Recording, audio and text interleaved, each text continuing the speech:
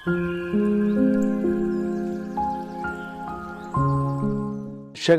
30:18.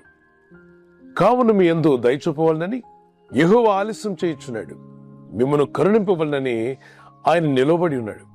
యెహోవా న్యాయం తీర్చు దేవుడు, ఆయన నిమిత్తము కనిపెట్టు వారందరూ ధన్యులు. ఆయన ఎందుకు ఆలస్యం చేస్తున్నారంటే మిమ్మల్ని కరుణింపవలనని, మిమ్మల్ని దయతో నడిపించాలని, దీవించాలని ఆయన ఉద్దేశం. గనుకనే ఆలస్యం అని అనుకోకండి. ప్రార్థనలకు ఎందుకు జవాబు రావట్లేదు, నేను అడిగిన వాటికి వెంటనే జవాబు ఇవ్వచ్చు కదా, ఇటువంటి సందేహం మీలో మనసులోకి రానివద్దు. కొన్ని విషయాలకు అడిగిన వెంటనే జవాబు వస్తే గర్వించే అవకాశం ఉంది, పడిపోయే అవకాశం ఉంది, ఆత్మీయ అంధత్వంలోకి వెళ్ళే అవకాశం కూడా ఉంది. ఆత్మీయ గర్వం చాలా భయంకరమైంది, ఆత్మీయ అంధత్వం చాలా ఘోరమైంది, ఆత్మీయ భ్రష్టత్వం కూడా చాలా ఘోరమైంది. ఇటివి రాకుండా దేవుడు నేను మిమ్మల్ని కరుణించాలని ఆలస్యం చేస్తున్నాను. కలవరపడొద్దు, కృంగిపోవద్దు, మీ మనసును అతలాకుతలం చేసుకోవద్దు, విశ్వాసంతో కనిపెట్టండి. ఈ వాగ్దానం రెండో మాట ఏమన్నా అంటే మిమ్మును కరుణింపవలనని ఆయన నిలబడి ఉన్నాడు. ఎందుకు నిలబడ్డావు ప్రభు అంటే నేను కరుణించడానికి, నీపై దయ చూపడానికి, నిన్ను బలపరచడానికి, నీ కన్నీళ్లు తుడిచివేయడానికి, కృంగిపోయిన నిన్ను లేవనెత్తడానికి, బలహీనతలో ఉన్న నిన్ను బలపరచడానికి, అనేక విధాలైన శోధనలు గుండా వెళ్తున్న మీ జీవితంలో జయం అనుగ్రహించడానికి ప్రభు మన కొరకు నిలబడి కనిపెడుతున్నాడు. ఎగ్జామ్ రాస్తున్న స్కూల్ స్టూడెంట్స్, కాలేజ్ స్టూడెంట్స్ యొక్క పేరెంట్స్ బయట గేట్ దగ్గర కనిపెడుతూ ఉంటారు. ఏమని? నా బిడ్డ ఎగ్జామ్ పూర్తి చేసుకుని రాగానే తను తీసుకుని వెళ్ళడానికి. కరుణతో, దయతో, తన బిడ్డ మీద ఉన్న ప్రేమతో తల్లిదండ్రులు ఎలా అయితే ఎదురు చూస్తారో మన ఈ జీవిత యాత్రాకాలంలో అనేక పరీక్షలు రాస్తూ ఉన్నాం. అవును, కొందరు ఆర్థిక ఇబ్బందులనే పరీక్షలు రాస్తున్నారు, కొందరు శ్రమలనే పరీక్షలు రాస్తున్నారు, మరికొందరు వ్యాధి రోగములనే పరీక్షలు రాస్తున్నారు. అనేక రకాలైన సమస్యలు ఒక పరీక్షగా నీకు ఎదురయ్యాయి.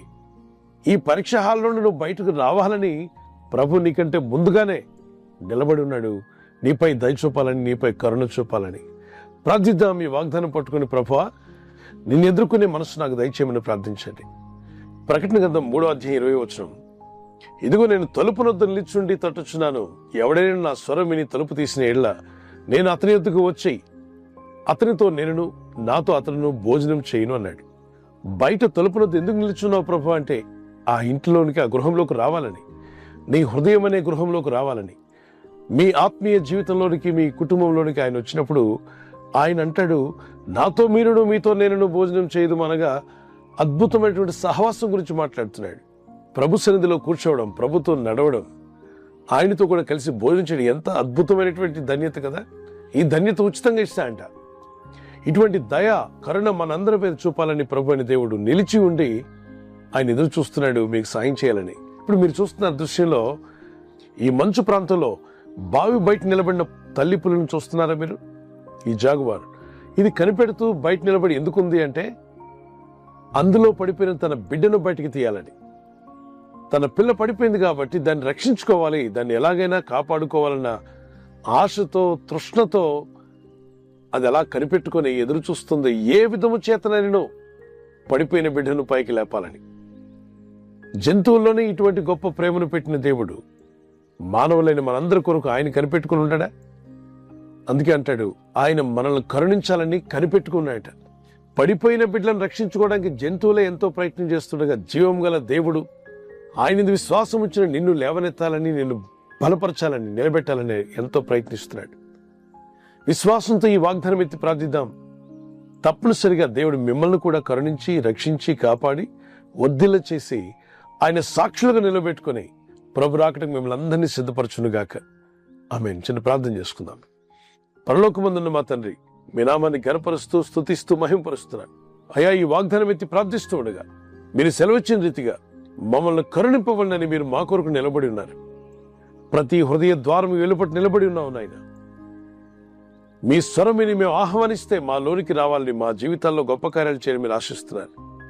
ఈ వాగ్దానం ఎత్తి ప్రార్థిస్తున్న హృదయంలోకి రమ్మని ఎవరైతే పిలుస్తున్నారో అట్టి వారందరినీ ప్రభు నీ ముఖకాంతి చేత వారిని తాకండి. నీ వెలుగును వారి ప్రకాశింప చేయండి. వారిని, వారి బిడ్డలను, వారి కుటుంబాలను, వారి పనుల్లో, వారి ఉద్యోగాల్లో, వారి పిల్లల చదువుల్లో కూడా నీ గొప్ప సహాయం అనుగ్రహించండి. ఏ విధంగా వారు సమస్యలను బయటపడగలరో, ఏ విధంగా ప్రయత్నం చేస్తే వారి జీవితాలు ఆస్వాదించబడతాయో తగిన జ్ఞానమును, వివేకమును వారికి అనుగ్రహించి మీ రెక్కల చోటున మమ్మల్ని కాచి కాపాడారు. ఇక ముందు కూడా మమ్మల్ని కాపాడబోతున్నారు. ఈ రాత్రి నెమ్మదితో పండుకొని సురక్షితంగా కాపాడబడినట్లుగా నీ అగ్ని కంచి వేసి మమ్మల్ని కాపాడండి.